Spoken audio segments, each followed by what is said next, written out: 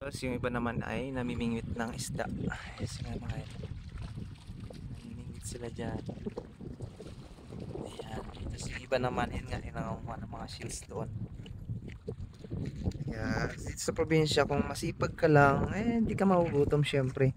Kasi kung wala kang mangulam, punta ka lang dito sa mga part na to. So manguha ka lang dito mga idol ng mga shields.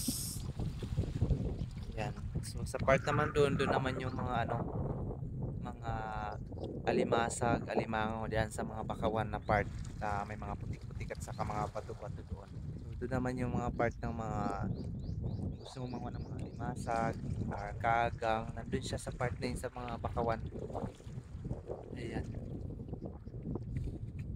Tapos dito naman ang mga quality is mga shells. Gagaya na no.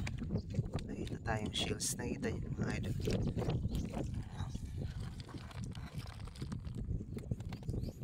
Ayan. Nakita tayong shells. Ayan mga idol. Yan yung mga idol. So nakakita tayo ng shells. Ang tawag sa ni mga idol yun eh. Tawag sa ni sigay. Ayan. Variety siya guys ng sigay. Tawagin. Ayan. So masarap ito guys pag kahit anuhin mo lang, sabawan mo lang, lagyan ng malunggay, masarap to. Itong sige, nakakuha tayo ng sige. So dito lang siya mga idol sa mga ano, sa mga bato-bato yung iba nakatago. So yung iba nakalitaw lang. So medyo mahirap mo rin mahanap syempre kasi yung iba nagtatago sa mga bato-bato. Ayan, so kaya pag matyaga ka lang maghanap, makakaano ka, makakahanap ka ng mga shells dito lang sa ano, sa hubasan. Ayan.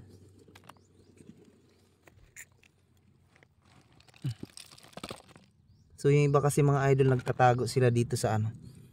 Ayan naman yung makikita nyo ano, mga creatures dito. Mga creatures siya, parang mga, kumbaga parang mga bulati.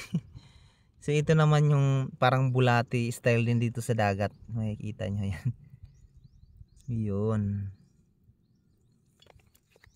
So matagal na rin kasi ako mga idol na hindi nakaka-uwi. At syempre nandito na tayo sa Burias. Ano pang gagawin natin? Syempre iba-vlog na natin kung anong meron dito at kung ano ang mga makikita nga. Yung asawa ko nandun sila sa kabilang part.